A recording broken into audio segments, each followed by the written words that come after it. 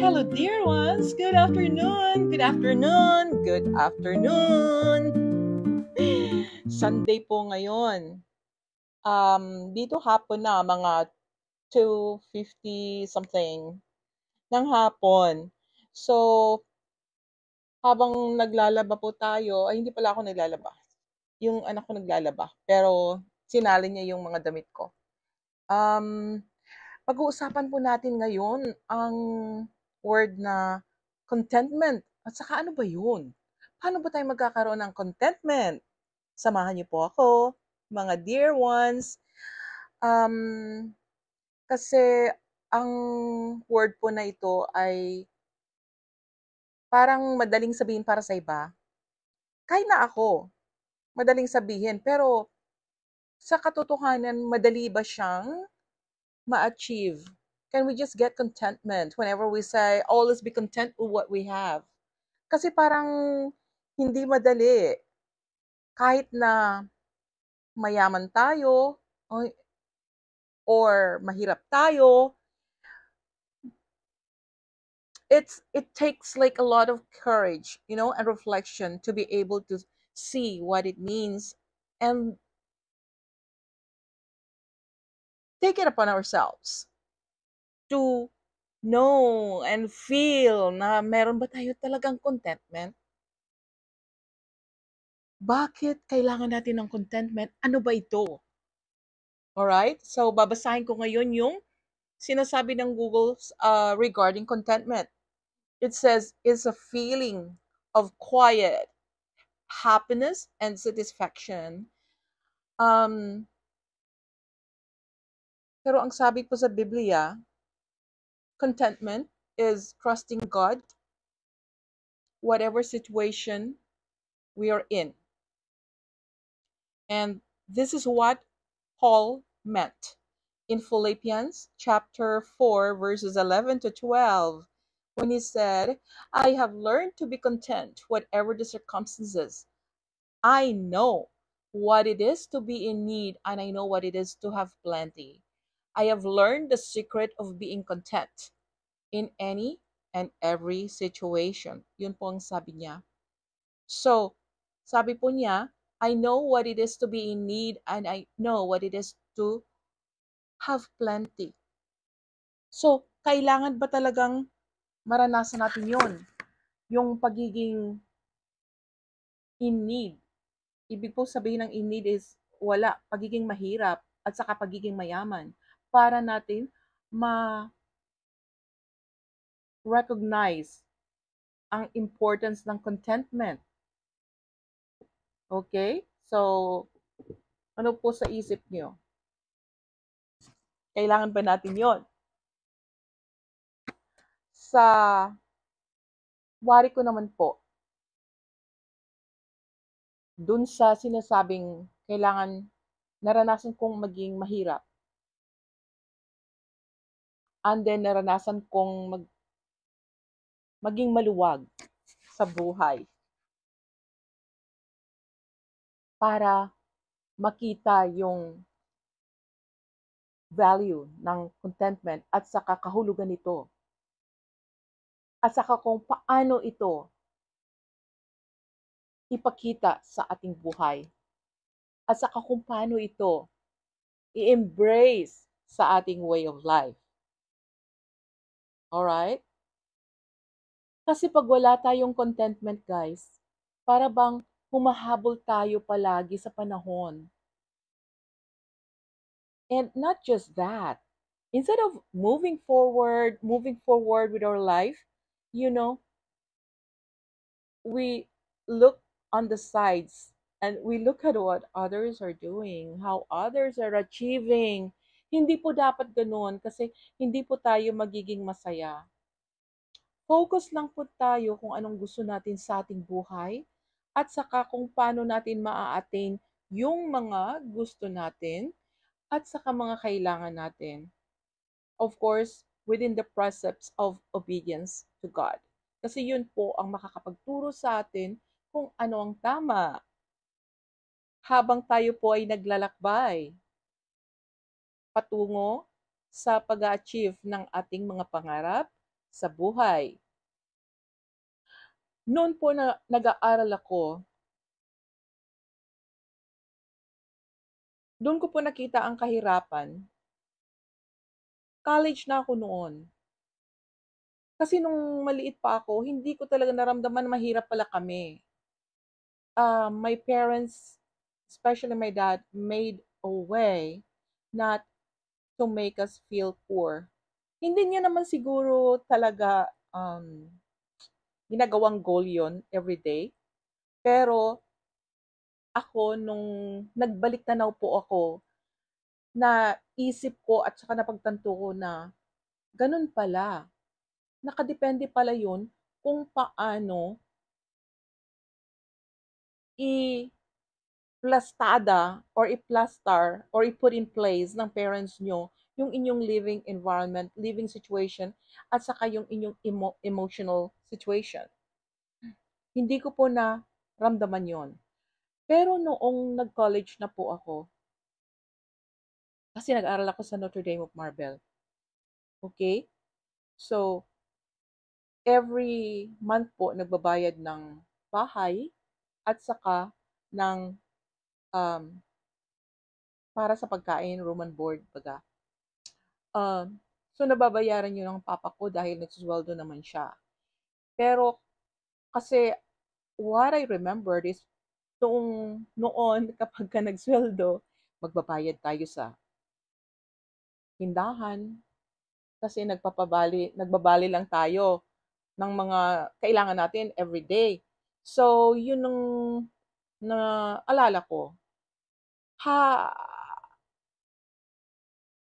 However, nung nag-college na po ako, every weekend po umuwi ako sa bahay. At saka every Sunday afternoon, kailangan ko bumalik sa school. Minsan Monday morning. So before po ako bumalik sa school, college na po ako nito, kailangan po namin ng kailangan po namin mag-produce ng pang-allowance ko for the week. Hindi ko alam kung paano yun nagagawa ng papa ko at ng mama ko na bigyan ako every week. Kasi there was a time in my 1 year of study doon, um, libre po ako sa school. Okay? Um, However, yun nga, yung allowance, yung pamasahe, kasama na doon. Pamasahe, tapos yung mga snacks, yung mga um, projects, at saka yung mga kung ano-anong expenses sa school. 50 pesos po yun, yung 1 week ko. And there was a time na we didn't have anything. Okay, parang malapit ng sweldo noon. So I had to go and borrow money from Manang Landa, rest in peace. Then I borrowed 50 pesos. Sabi ng papa ko at ng mama ko, babayaran na lang nila after 3 days. But I had to go that day. Wala akong baon. Alam niyo po, sumasakay ako ng bus. Umiiyak po ako. Hindi dahil naawa ako sa sarili ko, kung hindi naawa ako sa mga magulang ko. Naisip ko, paano nila na itataguyod yung ganun. Ay, hindi lang naman ako, yung kapatid ko nag-aaral din. And I think during that time, saan ba siya parang ano pa lang siya noon, high school. So, araw-araw may pangangailangan kami pagkain and everything. Okay? Um, one time lang po nangyari yon. Pero namulat po ako. Sabi ko, kung anong meron ako ngayon, it's okay. Pero nadala ko po yun hanggang kahit na meron na akong trabaho. Kahit may 50 pesos lang ako sa aking bulsa. Hindi pala 50 pesos yun eh. 5 pesos. Minsan po pumapasok ako sa school during the night nung teacher na ako kasi nag-aaral ako sa gabi, di ba? Alam niyo naman yun. 5 pesos po ang laman ng bulsa ko. Meron nga akong kaibigan noon sabi niya, ako raw kahit may 5 pesos lang. Kasi marami pong gastos Nagpapa-photocopy po ako ng mga cases, gumagastos sa pamasahe, gumagastos sa hapunan, marami pong expenses. So, ang nasa isip ko naman, I can get by. This is just a temporary situation. Kaya yung mga naghihirap dyan, estudyante man kayo, nanay man kayo, tatay man kayo, kapag ka nahihirapan po kayo, temporary lang po yan. Wag po, wag po tayong ma-dishearten. Wag po tayong magkaroon ng, ano bang tawag doon? Magkaroon ng discouragement. Kasi lahat po temporary lang. Ang importante po ay gawin natin yung kung ano meron tayo ngayon as a basis para pangarapin yung ano yung gusto nating maging. At saka habang nandito tayo, let's be content. Okay? Let's be content. Dahil ang Panginoon po nasa atin palagi. Alright? Um, so, yun po ang isang ehemplo. Now, dumating naman po ang time na kailangan kong take ng bar exam. Marami pong gastusin. Wala naman po akong ipon. So, saan ko yun kukunin? So, naitawid ko po yun. Yung registration ko, yung bayad sa application. Pero, doon na naman ako nag-struggle sa aking yung pang araw-araw ba, doon, sa Manila. Pero I took one day at a time. Okay? At saka nung hindi po ako pumasa, ang naisip ko lang noon, dapat pinasa ko yun para sa mga parents ko. At saka, yung, of course, pangarap nila. At saka yung sa akin din. Dahil marami po akong naririnig-rinig na, you know. Pero ang sabi ko naman, ang Panginoon ang nakakaalam kung ano ang gusto niya sa akin at kung ano ang future. Ano ba yung future sa sa Tagalog? What's the future? Ang kinabukasan ko pala. So, God took care of me. God took care of me. And hindi naman ako naging mayaman, guys. Pero yung mga paghihirap ko before, at saka paghihirap ng pamilya ko, natapos na yon. Natapos na yon. Kaya kung ano ang meron ako ngayon, pakiramdam ko, bonus na, surplus na. Kapag nakikita kong, oh, I need this, but it can wait. Or I don't have to. Minsan, ngayon, lalo na retired na ako, guys, kapag umiikot-ikot ako, noon, pag umiikot-ikot ako sa tindahan, gusto ko ito, kailangan ko ito, bibilhin. Pero ngayon, I am able to reflect kung kailangan ko ba talaga yun. Yung mga yun. Kasi, buti nga, nakabihis ako ngayon ng maganda-ganda. Sanay po kasi akong magbihis kapag nagtatrabaho ako. Nung gusto ko talaga, may fashion. Ngayon, nasa bahay na lang ako, hindi ko naman kailangan magbihis araw-araw ng ng iba pa iba-iba. Magbibihis pero yung lang pambahay. Yung mga damit ko nga, sabi ko, ano mang gagawin ko sa mga damit ko? Malulungkot yung mga damit ko. Kaya hindi na ako bibili. So, nakokontrol ko yung sarili ko, guys. Anong basis ko sa pagkokontrol sa sarili ko? Contentment. Okay? Naisip ko kaagad. Tapos na yung mga araw na bili ako ng bili. Para bang, okay, I satisfy myself before. So ngayon, kailangan ko pa ba yun? Meron nga akong kaibigan sa elementary, nag-usap kami. Sabi niya, nung pag-retire na tayo, iba na yung ating mga um, pananaw sa buhay. Yung lifestyle natin, bago na. Namulat ako. Alam ko naman yun before, pero nung may nagsabi ng ganun, namulat ako sa katotohanan. Kailangan ko palang i-identify kung ano yung mga lifestyle ko noon na dapat ko nang ibahin ngayon. Okay?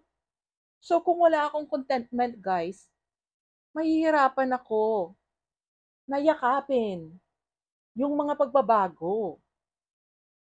So, kailangan turuan ko yung sarili ko na maging content. Ano ba yun sa Tagalog?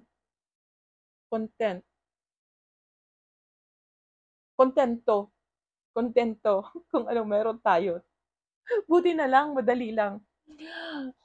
Okay, so kasi kung hindi tayo kontento, hindi natin naturuan yung ating sarili kung paano maging kontento, kapag nakikinig kayo ngayon guys, kung hindi nyo pa alam kung paano turuan yung sarili nyo maging kontento, umpisahan nyo na.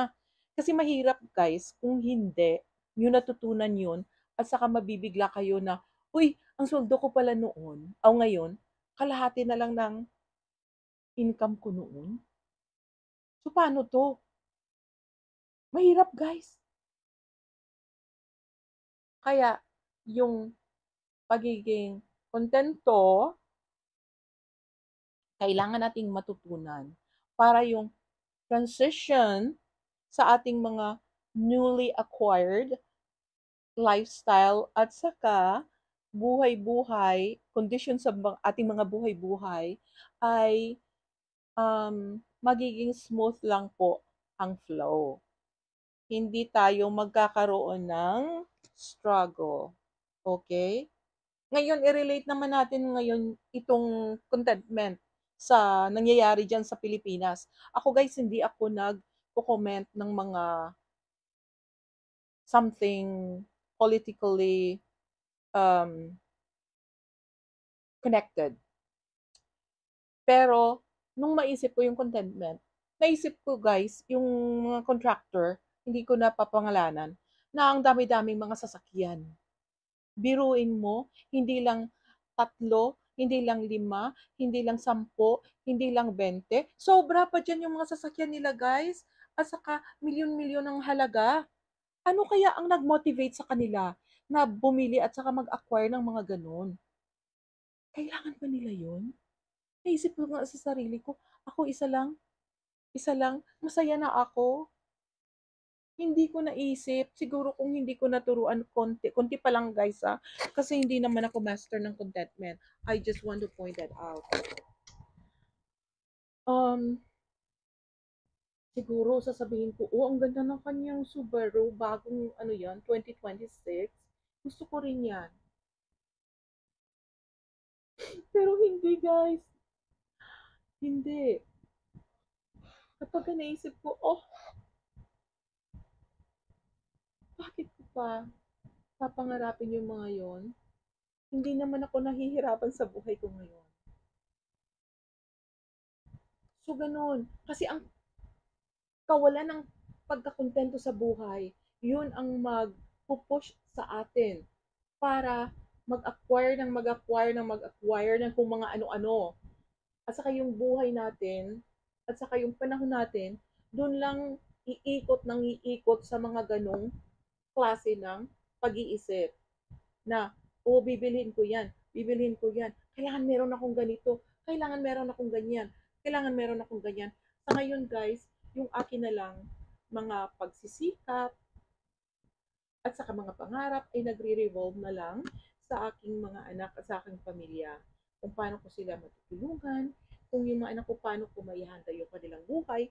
So sabi naman nila sa akin, it's okay mom, we can take care of our life. We can take care of our future. Pero syempre ako, nanay na pakialamera, hindi naman siguro pakialamera guys. Kasi kung nanay ka, thoughtful ka talaga sa mga anak mo.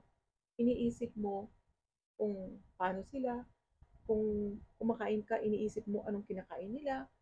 Kahit na nga yung kapatid ko sa Pilipinas at saka yung pamilya niya, kapag kumakain ako, iniisip ko sila, ano kayang kinakain nila? They are self-sufficient, to put it that way. They are sufficient. I'm very happy. I'm very happy for them. So ngayon, yung mga anak ko lang, kasi mga bata pa sila. Alright guys, so ganyan na lang ang maibabahagi ko sa inyo ngayon. Ang daming nagpa-pop up. Huwag muna kayong mag-pop up kasi tatapusin ko pa itong vlog ko. Contentment guys. So, kaya itong aking corner, itong sulok, okay, ng pag-usap-usap natin, inayos ko siya, pero hindi na naman ako nangarap talaga na kailangan parang mukha siyang studio. Okay lang guys. Okay lang. Alright? So, salamat sa pagsama sa akin. Magkikita tayo ulit. Okay? So, love God above all things, above all, and love yourself. Alright? Mga dear ones, magandang gabi po, magandang hapon, magandang umaga. Thank you. And lastly, regarding contentment, I just want to share this with you guys from the book of Hebrews, chapter 13, verse 5. The Word of God says, don't be obsessed with money, but live content with what you have, for you always have God's presence. For hasn't He promised you, I will never leave you alone, never, and I will not loosen my grip on your life. And this is the word of the Lord. So let us thank God for this.